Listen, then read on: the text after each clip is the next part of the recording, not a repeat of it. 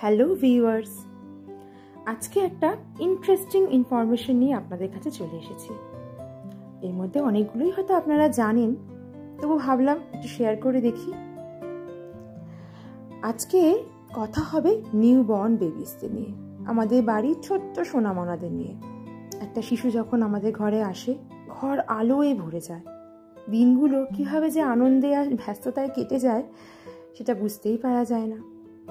এই নিউবর্নসের কিছু interesting facts আছে যেটা রিসার্চ বলছে, সেইগুলি আজকে আপনাদের সঙ্গে একটু শেয়ার করে নেব।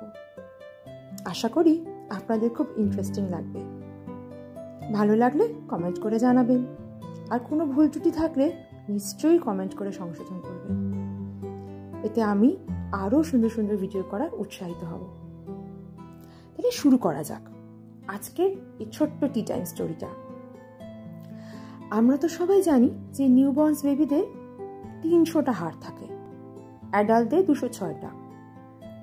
বড় হতে হতে 4-5 বছর বয়স যেই হয়ে যায়, তখন আস্তে আস্তে এই হাড়গুলো ওদের জুড়ে যায়। কিন্তু আরও কিছু ইন্টারেস্টিং ফ্যাক্টস আছে যেগুলো হয়তো আমরা অনেকেই জানি না। যেমন ধরুন, নিউবর্নসদের একটা ন্যাচারাল ডাইভিং রিফ্লেক্স আছে, মানে 8-9 মাস বয়স অবধি ওরা আন্ডার ওয়াটার সুইমিং করতে পারে। এটা অবশ্য বাড়িতে ট্রাই করা রেকমেন্ড আমি করব না, এক্সপার্ট ছাড়া এটা করা ঠিক হবে না। তবে রিসার্চ বলে এবং কিছু এক্সপেরিমেন্টে দেখা গেছে ওরা ন্যাচারালি এই আন্ডার ওয়াটার সুইমিংটা করতে পারে। এতে কোনো প্রশিক্ষণ লাগে না।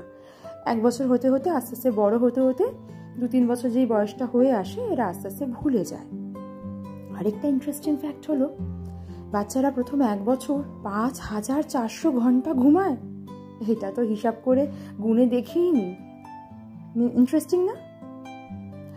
আর প্রথম 1.5 মাস ওরা যে তারস্বরে চিৎকার করে কেঁদে কেঁদে গলা ফাটিয়ে ফেলে, কিন্তু লক্ষ্য করে দেখেছেন চোখ দিয়ে জল পড়ে না।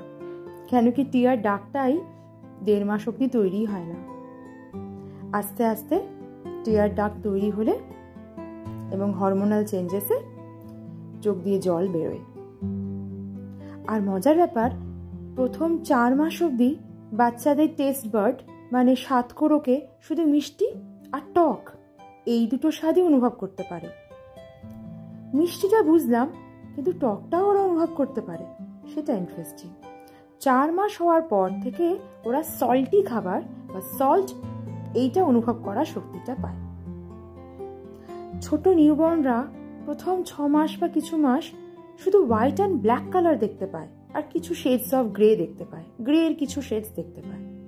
যখন ওরা তার 6-7 মাস পর যখন ওরা কালার ভালো করে আইডেন্টিফাই করতে পারে, তখন ওরা ফার্স্ট রেড কালার আইডেন্টিফাই করতে পারে, আর সবার শেষে ব্লু অ্যান্ড পার্পল কালার। এই জন্যই হয়তো সেনাবাহিনীতে ব্লু অ্যান্ড পার্পল কালার আইডেন্টিফিকেশনের উপর খুব জোর দেওয়া হয় যখন ফিজিক্যাল টেস্ট হয়। ইন্টারেস্টিং না? এটা আমিও রিসার্চ করতে গিয়ে জানলাম।